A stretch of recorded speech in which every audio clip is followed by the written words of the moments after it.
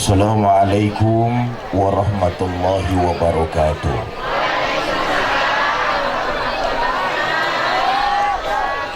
Bismillah walhamdulillah wassalatu wassalamu ala rasulillah Sayyidina Muhammad ibn Abdillah wa ala alihi wa sahbihi wa mawalah, amma ba'du. Yang mulia para ulama, para kiai, para asatiz dan asatizah yang saya hormati, keluarga besar Bani Ja'far, yang saya hormati pejabat pemerintah baik sipil, TNI maupun Polri, panitia haul, ibu bapak, saudara-saudara kaum muslimin yang berbahagia. Agar tujuan pembangunan cepat tercapai, salah satu komponen terpenting adalah membangun moral dan membentuk akhlak. Satu daerah bisa maju bukan cuma karena kecanggihan teknologinya, bukan juga karena perputaran ekonominya, tapi Bojonegara bisa maju, Bojonegara bisa jaya, bahkan Bojonegara bisa bermartabat di mata dunia kalau masyarakat yang ada di dalamnya memiliki moral dan akhlak mulia. Iya Bu? Iya Bu? Apaan? So tahu.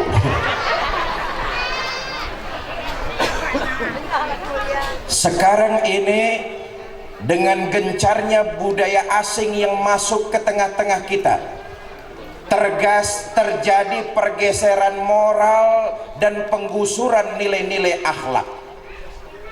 Arus modernisasi masuk, dipahami oleh sebagian masyarakat kita bahwa modernisasi berbuat bebas tanpa batas. Moral, akhlak sudah dilupakan. Terutama terjadi di kalangan generasi muda. Anak-anak muda kita memahami modernisasi bebas nyaris tanpa batas. Contoh, dulu dalam berpacaran kalau terjadi pegangan tangan saja sudah dianggap tabu dan tidak diperbolehkan. Betapa kontrol sosial, kearifan lokal, moral, akhlak begitu sangat kental kita rasakan. Kalau terjadi pacaran pegangan tangan saja sudah dianggap tabu dan tidak diperbolehkan. Betul? Dulu.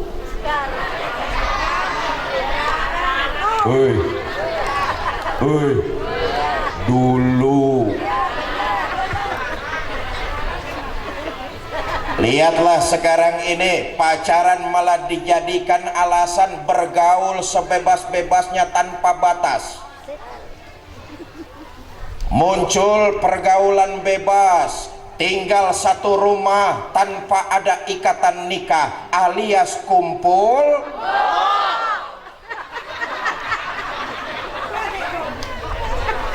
Anak-anak muda kita belum dianggap pacaran kalau belum main seruduk-serudukan. Moral, akhlak, mental dikesampingkan. Ehoknya matikan saja, Kang. Suara luarnya nggak enak ini. Susah ngontrol omongannya. Cek 1 2, ya. Volumenya gedein lagi sedikit, Kang. Cek 1 2, sudah. Kecilin lagi biar nggak berdengung. Sudah, ya, makasih. Mohon maaf panitia, soundnya sudah lunas apa belum sih?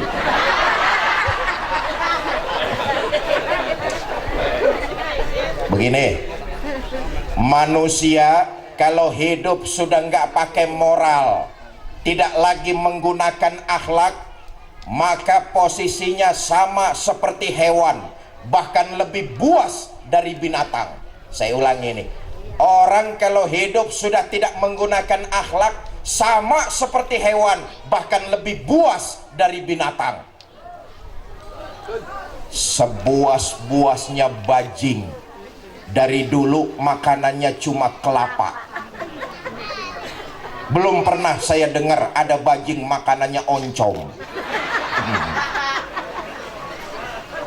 Tapi bajingan, oh, nggak cuman kelapa yang dimakan, aspal disikat, kabel telepon diembat, beras miskin dimakan.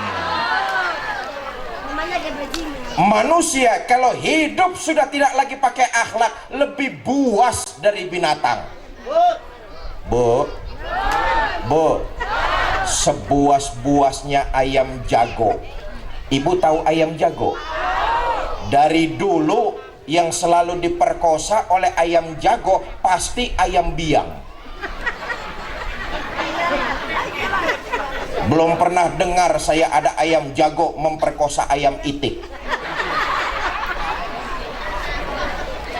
Tapi manusia kalau hidup nggak lagi pakai akhlak, lebih buas dari ayam jago. Ayo lihat, ada paman menggagahi keponakannya sendiri. Betul. Ada guru mencabuli muridnya. Lebih sadis orang tua kandung sendiri menggorok leher anak darah dagingnya. Nauzubillah min.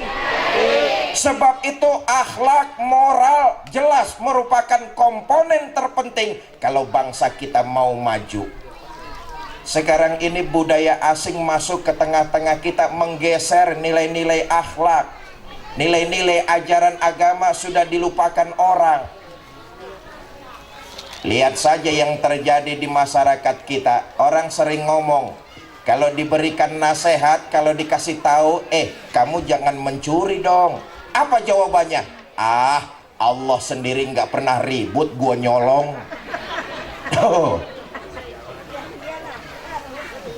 Maka kemudian yang muncul, yang berkembang, yang merajalela, mental-mental korupsi di negara kita tetap saja makin merajalela. Lihat saja, kita ini bangsa Indonesia sudah keluar dari era reformasi belasan tahun. Akhlak dikesampingkan, agama dipinggirkan, mental korupsi makin subur. Suap, penipuan, uang sogok masih terjadi di setiap lini kehidupan. Korupsi bukan berkurang, malah makin bertambah. Sampai-sampai ada anekdot, di akhirat penduduk sorga sama penghuni neraka musyawarah. Mereka sepakat membangun jembatan yang menghubungi antara sorga dengan neraka. Apa tujuannya? Pertama, biar gampang silaturahmi. Yang kedua, biar mudah saling mengunjungi. Maka sepakat penduduk sorga dengan penghuni neraka membangun jembatan yang menghubungi keduanya. Walhasil, pembangunan jembatan di neraka selesai lebih dulu. Sementara yang di neraka, yang di sorga, jangankan jembatannya, tiang pancangnya saja belum kepasang. Ini penghuni neraka jengkel, marah-marah. Penduduk sorga, cepat dong bikin jembatannya, kita sudah selesai, tinggal nyambung aja, cepat kerjain. Apa jawab penduduk sorga? Kata penduduk sorga, Mas, bagaimana kita mau ngerjain? Pimpinan proyek, pemborong sama menterinya kan di sana semua. Takbir! Takbir!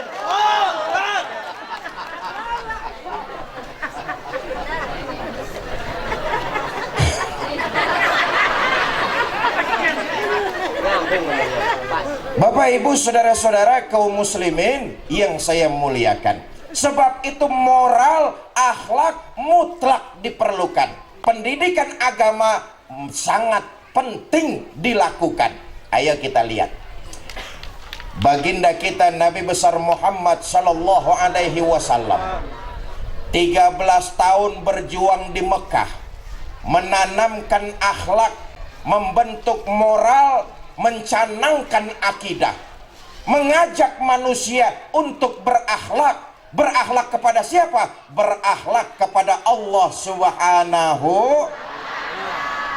Nabi 13 tahun di Mekah mengajak manusia untuk memperbaharui akhlak, yaitu akhlak kepada Allah. Artinya apa ini? Nilai ajaran agama, nilai-nilai iman harus makin kita mantapkan dalam kehidupan di alam dunia. Karena iman kita hidup, untuk iman kita berbuat, dan dalam menggenggam iman kita ingin kembali menghadap Allah Subhanahu wa ta'ala. Zaman boleh berubah, tapi akidah jangan sampai goyah. Masa silakan datang silih berganti, tapi keyakinan jangan sampai mati. Terhadap kemajuan zaman, bentengnya iman. Jelas? Jelas. Terhadap kemajuan zaman, nilai-nilai ajaran agama, akhlak, itulah jawabannya. Saudara, Islam tidak antipati dengan budaya asing. Tidak. Islam moderat, terbuka. Selama membawa manfaat, Islam bisa terima. Tapi kita tahu bersama, budaya asing, jangankan dengan nilai ajaran agama, dengan tradisi orang Bojonegara, banyak sekali yang sangat bertentangan. Betul? Kadang-kadang kita juga sih, orang-orang Bojonegara ini sering latahan. Bu, ibu tahu latahan? Ikut-ikutan, nyontoh barat, bukan teknologinya tapi westernisasinya. Bukan isinya yang diambil tapi kulitnya yang dicontoh. Akibatnya teknologinya belum maju tapi orangnya sudah ke barat-baratan. Contoh gampang nih, tiap tanggal 31 Desember malamnya terjadi peristiwa pergantian tahun. Betul? Masyarakat Bojonegara yang katanya mayoritas beragama Islam, ternyata malam itu paling banyak yang ikut memeriahkan pesta pergantian tahun. Betul apa enggak? Itu bukan tradisinya orang Banten. Itu bukan budayanya bangsa Indonesia. Muharram, Safar, Rabiul Awal, Rabiul Tsani, Jumadil Ula, Jumadil Akhir, Rajab, Sa'ban, Ramadan, Syawal, Zulqa'dah, Zulhijjah. Saya yakin jangankan anaknya, bapak moyangnya juga nggak hafal. Betul? Lagi-lagi harus saya katakan, Islam tidak antipati dengan budaya asing. Saudara, yang diinginkan agama kita, otak kita isi dengan ilmu Eropa, otak kita isi dengan ilmu Amerika, otak kita isi dengan ilmu Jerman, ilmu Jepang, tapi hati kita tetap Mekah, dan kepribadian kita banggalah jadi orang Indonesia. Jelas? Jelas? Tanpa tercabut dari tradisi luhur budaya bangsa. Ayo lihat, budaya asing tuh saya katakan tadi, jangan dengan agama, dengan akhlak, dengan budaya bangsa sendiri, banyak sekali yang sangat bertentangan. Kita dimasuki budaya-budaya asing, tujuannya apa? Menghancurkan akhlak, paling tidak mendangkalkan nilai-nilai keyakinan. Awas, hati-hati nih. Bergaul gaya barat. Oh, bapaknya ngasih nama bagus bener, Ibrahim. Lantaran pengen ngetop biar dibilang anak zaman now, namanya dipotong jadi Bram. Ah, itu kan cuma sekedar nama, Pak. Iya, kelihatannya sepele, cuma sekedar nama. Tapi ini anak tangga pertama untuk menjauhkan umat Islam dari nilai-nilai akhlak dan ajaran agama. Dulu waktu namanya Ibrahim, berteman dia dengan Hasan, Mahmud, Husain. Begitu ganti jadi Bram, Bram masa berteman sama Solihin. Dari nama pindah ke pergaulan, dari pergaulan pindah ke pakaian. Lihat lagi di budaya asing. Anak-anak kita sekarang ini lebih banyak jadi korban iklan, korban model, korban pakaian. Khususnya yang perempuan. Anak-anak perempuan kita sekarang ini lebih banyak jadi korban pakaian. Maaf, nggak di Bojonegara, nggak di Jakarta, sama aja. Anak-anak perempuan kita berani jalan kemana-mana sendirian cuma pakai celana pendek. Ini korban model. Betul ya? Saya pernah di Jakarta mau berangkat pengajian, di depan saya ada anak perempuan ABG naik motor sendirian pakai celana pendek. Maaf Pak, itu dari belakang kan kelihatan bener belahan tunggirnya itu. Saya jadi serba salah. Saya liatin, jelas dosa. Enggak diliatin. Ya lu terusin aja sendiri dah.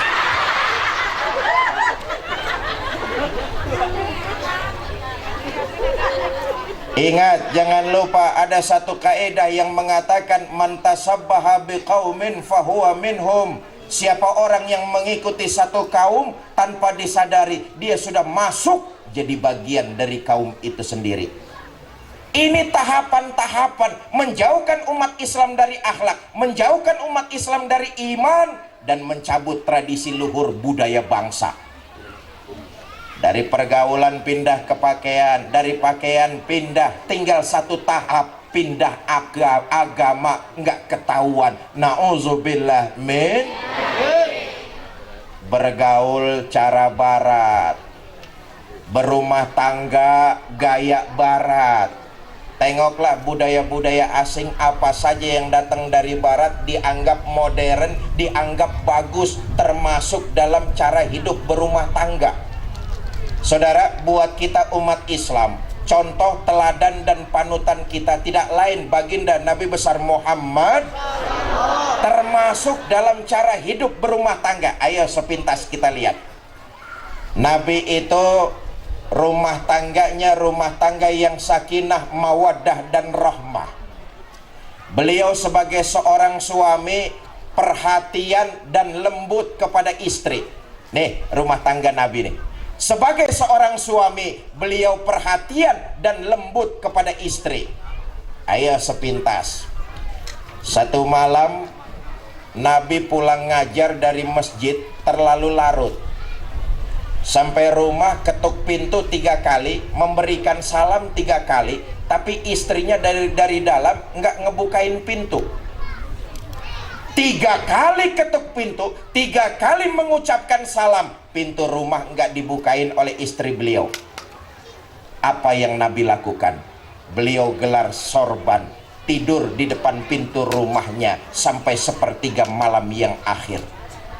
Sayyidul Mursalin, penghulu alam, khotamun nabiyyin, pulang terlalu larut, nggak dibukain pintu sama istrinya, gelar sorban, tidur di depan pintu rumahnya sampai sepertiga malam yang akhir. Mirip bapak-bapak Bojonegara kalau pulang malam nggak dibukain pintu sama istrinya ya. Didobrak.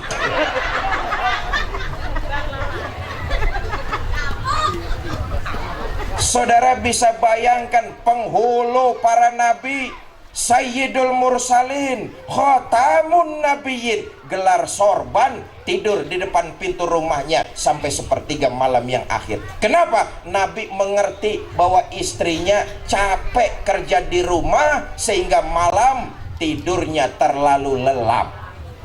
Pengertian. Yang kedua, Nabi sangat lembut kepada istri. Ayo lihat sejarah lagi.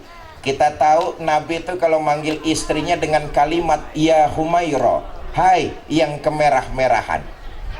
Ini bertanda bahwa baginda Nabi seorang suami yang romantis kepada istri. Manggil istri dengan kalimat ya Humaira, hai yang kemerah-merahan. Bahasa anak sekarangnya, ada apa beb? Lah, Ini ngajarin kita loh para suami nih Pak, untuk romantis kalau manggil istri. Nabi manggil istrinya ya Humairah, romantis, mesra. Ini kan kita sebagai suami kadang-kadang enggak, terlalu jujur tapi nyakitin. Udah tahu istrinya hitam, kalau manggil buluk sini loh. Jujur tapi nyakitin nih. Berumah tangga gaya barat, ini budaya asing yang ketahuilah menggeser nilai-nilai akhlak, menjauhkan umat Islam dari ajaran agamanya dan tercabut dari tradisi luhur budaya sendiri. Mendidik dan menyekolahkan anak cara barat. Ayo lihat, budaya barat masuk ke tengah-tengah kita membawa faham materialistis. Sedikit banyak orientasi orang-orang tua muslim terhadap pendidikan anaknya berubah. Apa buktinya? Lihat saja, berbondong-bondong mereka menyekolahkan anaknya di sekolah bonafit dengan harapan dapat ijazah, dari situ ada jaminan pekerjaan. Soal agama anak mau diapakan, iman anak mau dibagaimanakan, kadang orang tua muslim tidak peduli lagi. Lihatlah sekarang ini, yayasan Islam, pondok pesantren, madrasah nggak dilirik orang. Madrasah, masya Allah, saya yakin yang hadir di sini ini sebagian besar tamatan madrasah, betul ya? Madrasah di bawah tahun 80-an pernah jadi primadona pendidikan di Indonesia. Mentalnya terbentuk dari didikan madrasah. Dulu di bawah tahun 80-an madrasah pernah jadi primadona pendidikan di negara kita. Tapi lihat saja sekarang, nasib madrasah sangat menyedihkan. Madrasah terkena penyakit yang disebut la yamutu wala yahya. La yamutu wala yahya, tidak bermutu gara-gara nggak punya biaya.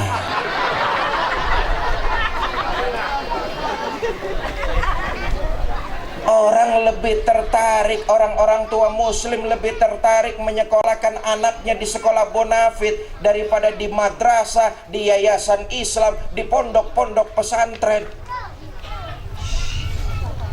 Faham materialistis masuk lewat budaya barat. Apalagi ternyata masya Allah menyedihkan sekali Pak, sampai sekarang rupanya masih ada orang tua yang kalau anaknya mau mondok ke pesantren, orang tuanya nggak setuju. Masih ada yang kayak begini nih. Saya nggak tahu di Bojonegara ada nggak yang kayak begitu tuh? Ada. Yang mana orangnya?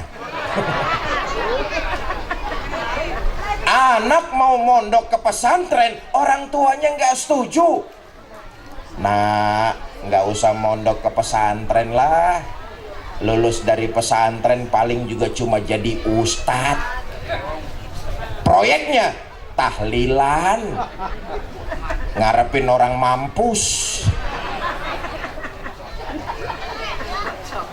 Apalagi maaf, punya anak perempuan mau dilamar sama santri, biasanya orang tuanya nggak setuju tuh. Tuh yang jawab betul pernah ditolak soalnya.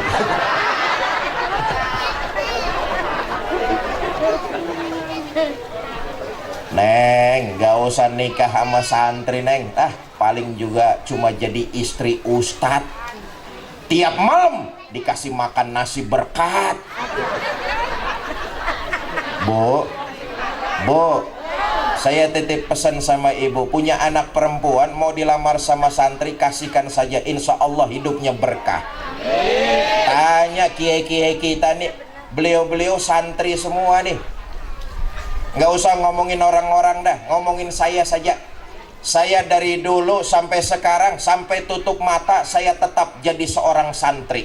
Dan alhamdulillah punya suami santri berkah.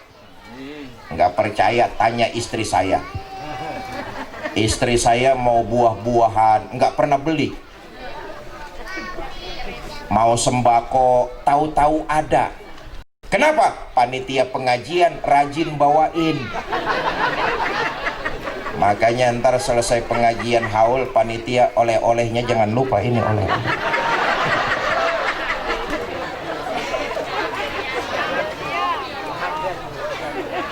Nih, masyarakat Bojonegara dikenal masyarakatnya kuat memegang agama dan tradisi budaya. Betul itu?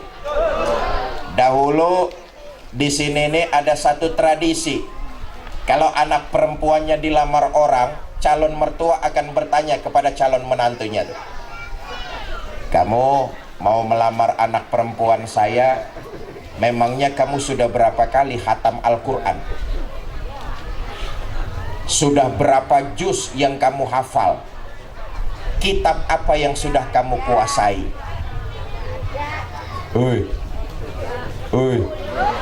Dulu lihat budaya asing masuk ke tengah-tengah masyarakat. Tradisi dan budaya seperti ini sudah nggak pernah kita dengar lagi. Betul? Yang ada kalau anak perempuannya dilamar orang, calon mertua akan bertanya status sosial, pekerjaan, aktivitas, faham materialistis. Kamu mau melamar anak perempuan saya, memangnya kamu sudah kerja di mana? Gajinya sebulan berapa? Kendaraannya pakai motor bebek, apa soang atau apa? Soal mantu bisa baca Quran apa enggak? Nomor 18. Betul? Soal menantu sholatnya benar apa tidak? Lah mertuanya aja nggak pernah sembahyang. Budaya asing, faham materialistis masuk menggeser nilai-nilai ajaran agama, mendangkalkan iman dan mencabut tradisi luhur budaya kita. Sebab itu Bapak Ibu saudara-saudara, berakhlak kepada Allah artinya meningkatkan kualitas iman. Saya katakan iman inilah yang bisa menyelamatkan kita hidup bahagia di dunia, lebih-lebih di akhirat nanti. Iman yang murni berakhlak kepada Allah Subhanahu wa ta'ala. Kalau menyembah hanya kepada Allah, maka minta tolonglah juga ke sana. Nih akhlak nih. Nih iman murni nih.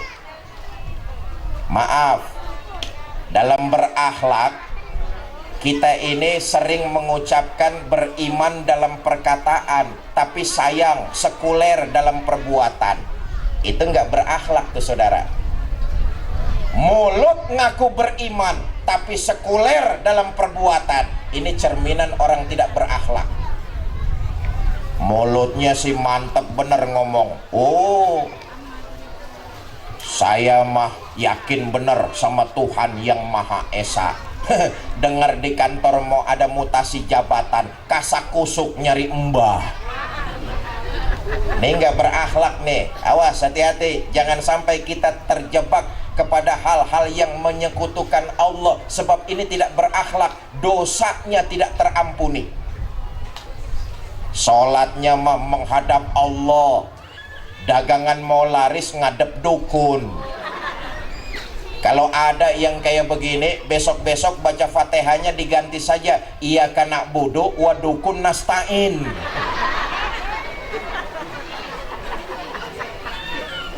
Iman yang murni berakhlak kepada Allah, itulah yang menyelamatkan kita kehidupan di alam dunia, lebih-lebih di akhirat nanti. Maka poin substansi dalam haul akbar yang ke-7, saya mengajak kepada kita semua, tingkatkan akhlak dan kualitas iman kita kepada Allah Subhanahu. Saudara, apalagi kita nih, kita orang-orang tua tentu pengen punya anak yang soleh dan soleha. Betul? Bu? Bu? Ibu kalau ditanya mending pilih mana, punya anak pinter tapi nggak bener, atau bener tapi nggak pinter?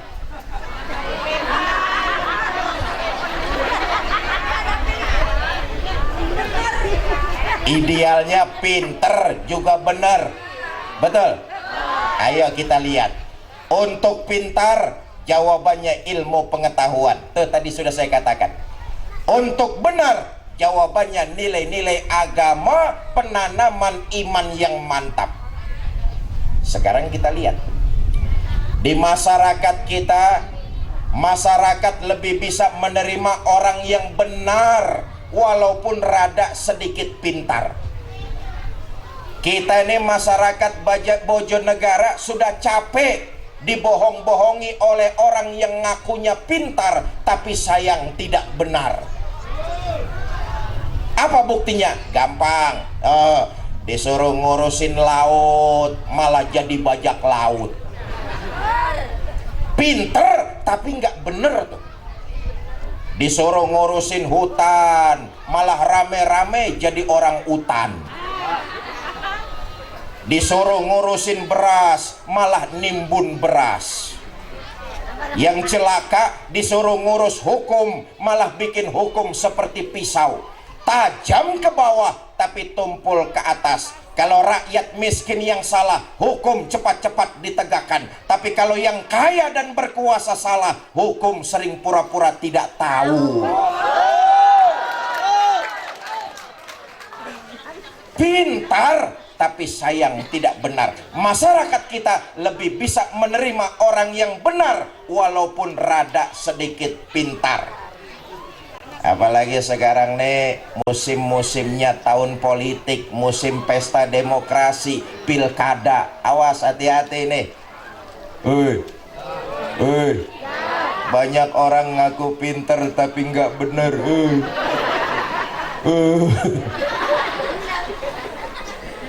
Belum jadi pimpinan, belum jadi pejabat mah rajin datang ke tengah-tengah rakyat.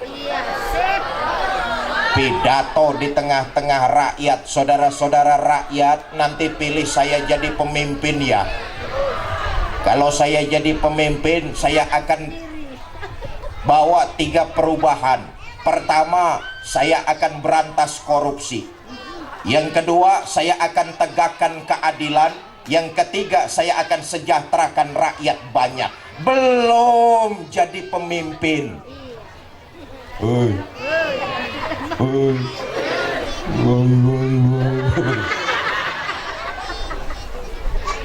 Begitu jadi pemimpin, janjinya dibalik. Janji yang katanya mau memberantas korupsi, sekarang korupsinya malah berjamaah. Betul. Janji yang katanya mau menegakkan keadilan, sekarang malah jual beli keadilan. Janji yang katanya mau mensejahterakan rakyat banyak, ini malah menambah kesengsaraan rakyat. Lihat nih, kita rakyat, kata orang, ibarat udah jatuh ketiban tangga. Apa buktinya? Nyari kerja susah. Betul. Pengangguran bertambah. Nyari duit susah. Utang numpuk. Masya Allah, tabarakallah. Saudara, sekarang ini utang kita negara Indonesia sudah mencapai angka 4.700 triliun. 4.700 triliun. Bunganya saja yang harus kita bayar itu sekitar 245 triliun. Bunganya itu besar nggak tuh uang? Bunganya aja besar, 245 triliun. Masya Allah. Saudara, 245 triliun kalau dibeliin cendol, Bojonegara ngambang di cendol.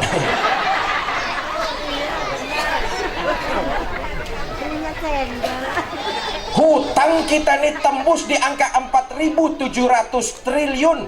Bunga yang harus kita bayar 245 triliun. Ini rahasia negara nih, jangan ngomong siapa-siapa ya.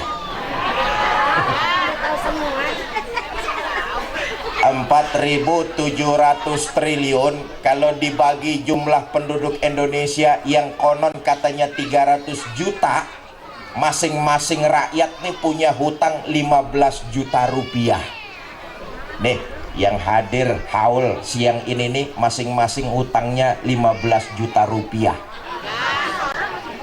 Yang kasihan bayi baru lahir, cerot, utang 15 juta. Masya Allah.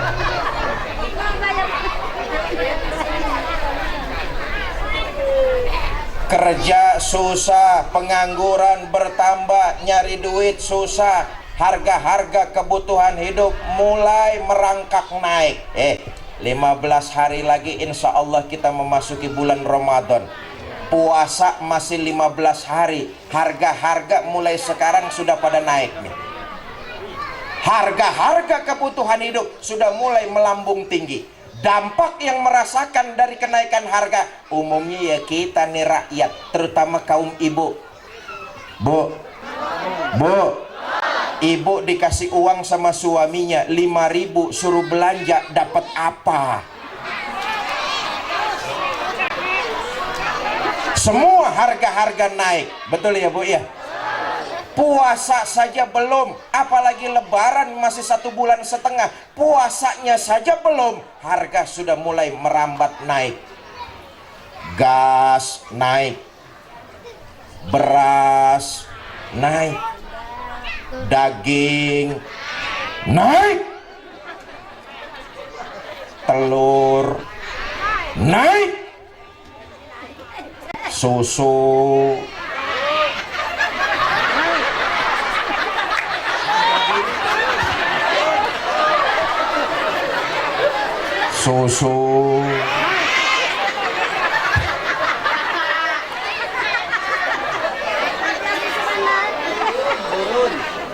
Bapak Ibu saudara-saudara kaum muslimin yang saya muliakan, sebab itu nilai iman inilah dengan ajaran agama, moral, akhlak tertanam menjadi manusia yang benar. Kemudian isilah otak-otak kita, otak anak-anak kita dengan berbagai macam disiplin ilmu pengetahuan. Tapi dasar agama, dasar iman jelas harus ditanamkan dari mulai sedini mungkin.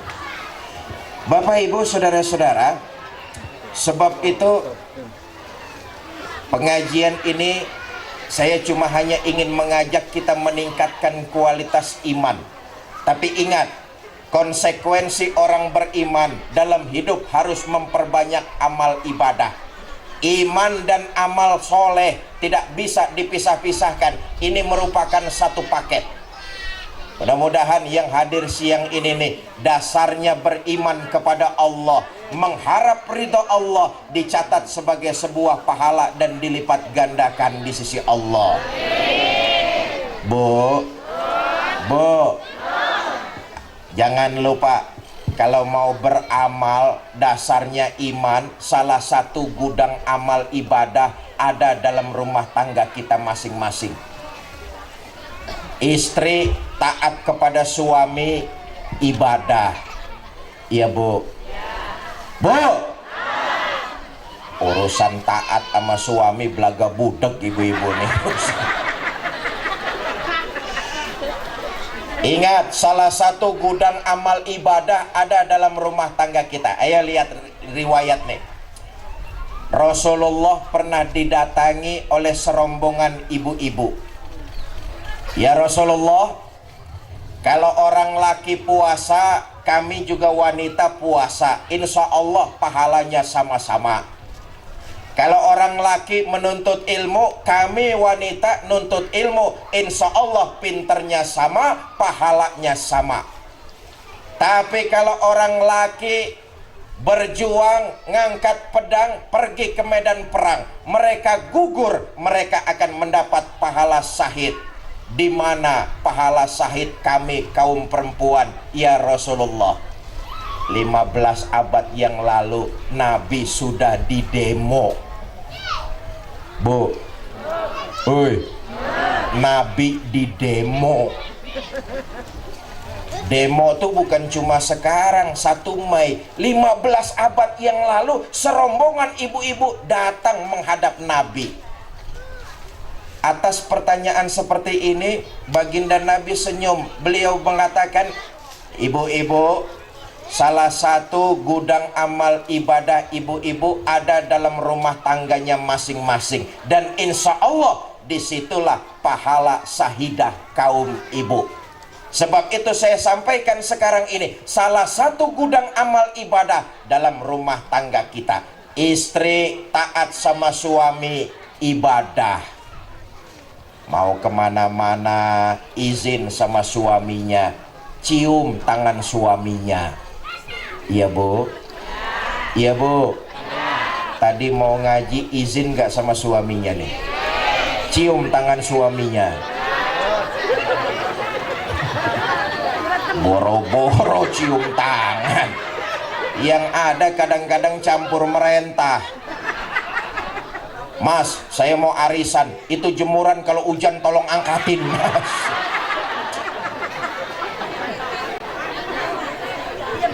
Masya Allah, enak lo jadi kaum ibu. Bu, bu, nih dengerin, enak jadi kaum ibu. Satu-satunya makhluk yang sudah mendapat jaminan masuk surga dari baginda Nabi, kaum ibu. Nih, ibu-ibu di sini nih dijamin masuk surga. Dijamin masuk surga. Pak, Pak, Bapak nggak dijamin. Kasihan.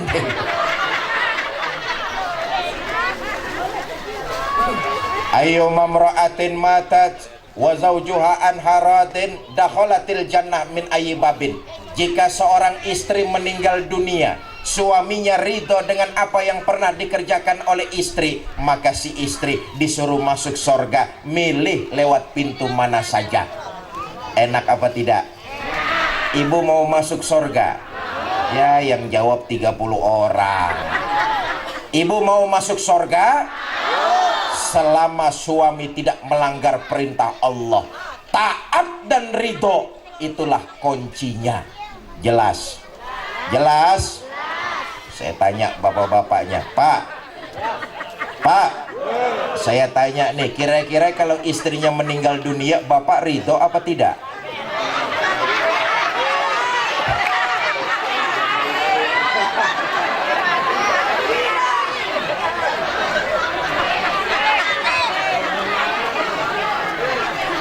Yang jawab ridho paling kenceng udah kesal bener sama istri. Mudah-mudahan istri-istri solehah semua, calon-calon penghuni sorga. Apalagi saya lihat ibu-ibunya hadir, Masya Allah cantik-cantik. Saya tadi dikasih tahu sama panitia, Ustadz, ibu-ibu hadirnya mah dari awal, dari pagi, mulai 7:30 sudah hadir di sini. Sekarang ini sudah jam 12 lewat. Saya lihat memang betul masih semangat. Apa buktinya? Bedaknya nggak ada yang luntur. Oh bener-bener Pak, pakai bedaknya ibu-ibu kita macem-macem nih. Ada yang pakai bedak Maybelline, Revlon, Pipa, Paralon.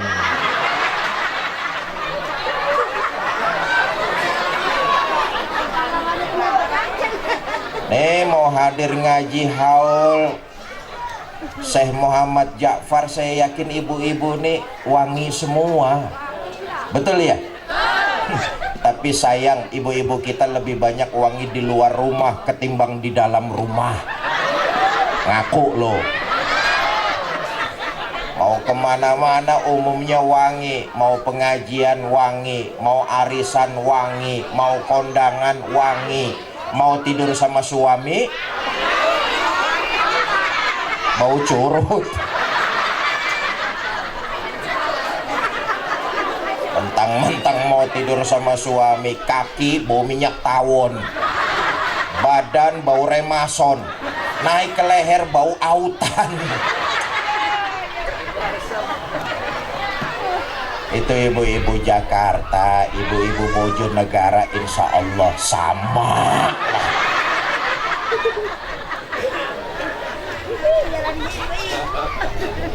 Tapi biar bagaimanapun kita ini kaum bapak, Pak, biar bagaimanapun kita kaum bapak nih harus mengakui bahwa yang paling sayang sama anak-anak kita umumnya kaum ibu. Bapak sih kurang tapi sayang sama anak. Apa buktinya? Bapak kalau makan di mana saja dia nggak pernah ingat sama anaknya. Betul. Tenang dulu Pak, nanti ada gilirannya lagi. Tenang dulu. Kalau makan di mana aja bapak dia nggak pernah ingat sama anaknya. Tapi ibu makan di mana saja pasti yang diingetin anaknya. Betul? Makanya ibu-ibu dikenal tukang ngumpetin makanan.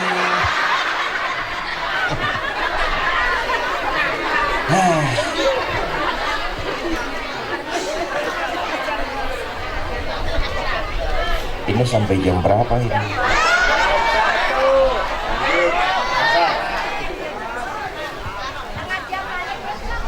Mudah-mudahan istri-istri solehah semua calon penghuni surga, karena pahala syahidah diantaranya amal gudang ibadah dalam rumah tangga kita. Bu, saya katakan enak jadi kaum wanita. Sudah dijanjikan Nabi masuk surga lewat pintu mana saja. Ayo lihat lagi sejarah 15 abad yang lalu, sebelum Rasulullah dilahirkan, wanita ketika itu sangat menyedihkan. Hidupnya dilecehkan. Dunia cuma ada 3 peradaban besar: Romawi, Yunani, Asia Tenggara. Ketiga-tiganya sangat merendahkan wanita. Lihatlah sejarah. Di Romawi, seorang kepala keluarga boleh memperjualbelikan anak gadisnya. Di Yunani, seorang suami menjadikan istri komoditas barang dagangan di pasar. Nauzubillah min. Di Asia Tenggara, di Cina, dinasti terakhir kerajaan Ming di Cina itu pernah membangun istana dengan 1000 kamar. Kenapa? Karena istri raja 1000. Istri raja 1000. Saya nggak bisa pikirkan kalau raja istrinya sampai 1000. Itu raja kapan sempat pakai kolornya?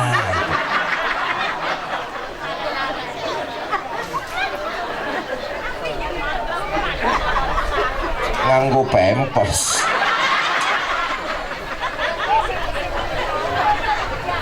Pikirin, jangan bayangin, jorok loh. Lahir junjungan baginda Nabi besar Muhammad sallallahu alaihi wasallam, diangkat harkat martabat wanita, dimasukkan, dijanjikan masuk surga lewat pintu mana saja. Begitu sangat dimuliakan dalam ajaran agama kita. Sebab itu saya kembali, salah satu gudang amal ibadah ada dalam rumah tangga kita. Yang ingin saya sampaikan, keterkaitan kita dengan meningkatkan kualitas iman. Didik, tanamkan, ajarkan, monitor, wariskan agama dan iman yang mantap ke dalam hati anak-anak kita. Bagaimana Bojonegara 30 tahun yang akan datang, bagaimana Banten 30 tahun yang akan datang, bagaimana Indonesia 30 tahun yang akan datang, bahkan bagaimana Islam di Indonesia 30 tahun yang akan datang. Anak-anak kita lah jawabannya. Kalau kita salah dalam mendidik, nilai-nilai ajaran agama, akhlak, keyakinan tidak kita mantapkan, wallahu a'lam bagaimana Islam di bumi Nusantara. Ayo lihat sejarah. Tariq bin Ziyad pernah membawa pasukan muslimin mendaratkan kakinya di dataran Eropa, masuk Selvia, menguasai Cordova. Spanyol pernah berjaya di bawah kepemimpinan Islam, tapi itu dahulu. Sekarang Islam di Spanyol hanya tinggal kenangannya saja. Orang kalau cerita soal Spanyol bukan tentang Islamnya, tapi klub sepak bolanya. Betul. Kita nggak pengen Bojonegara seperti Selvia. Kita nggak pengen Banten seperti Cordova. Kita nggak pengen Indonesia seperti Spanyol. Islam cuma tinggal kenangannya saja. Begini Bapak Ibu Saudara, Islam memang tidak mungkin hilang dari dunia, tapi nggak ada jaminan Islam tetap ada di Kabupaten Serang. Al-Quran tidak menceritakan tentang Serang. Betul. Islam tidak mungkin hilang dari peta dunia, tapi nggak ada jaminan Islam tetap jaya di Indonesia. Al-Quran tidak menceritakan Indonesia. Kalau bukan kita orang-orang tua muslim menggembleng, mendidik, memantapkan dan mewariskan agama yang mantap ke dalam hati anak-anak kita, karena mereka lah jawaban 30 tahun yang akan datang. Nilai iman ini modal utama menyelamatkan kita hidup di alam dunia, lebih-lebih di akhirat nanti. Bapak Ibu, terakhir mari sama-sama kita bacakan suratul Fatihah. Kita khususkan ini buat Syekh Muhammad Ja'far. Mudah-mudahan Allah tempatkan di tempat yang paling mulia, diterima seluruh amal ibadahnya. Buat kita Fatihah yang kedua, dipanjangkan umur dalam taat kepada Allah, diberikan kekuatan zohir, kelancaran, kemudahan dalam menyambut bulan suci Ramadan, disampaikan umur kita untuk memperbanyak amal ibadah pada bulan tersebut, diberikan kita rumah tangga sakinah, mawaddah dan rahmah, dikaruniakan keturunan yang soleh dan solehah, dan terpenting seluruh kita diwafatkan dalam kondisi husnul khatimah. Ala hadhihi niyyah wa ala kulli niyatin shalihah wa ila hadratin nabi al-fatihah.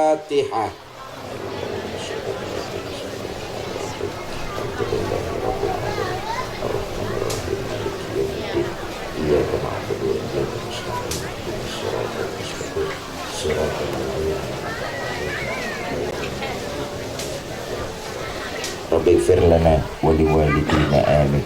Ini saja yang dapat saya sampaikan, mudah-mudahan ada manfaat, lebih kurang saya mohon maaf. Wallahul muwafiq ila aqwamit thariq. Assalamualaikum warahmatullahi wabarakatuh.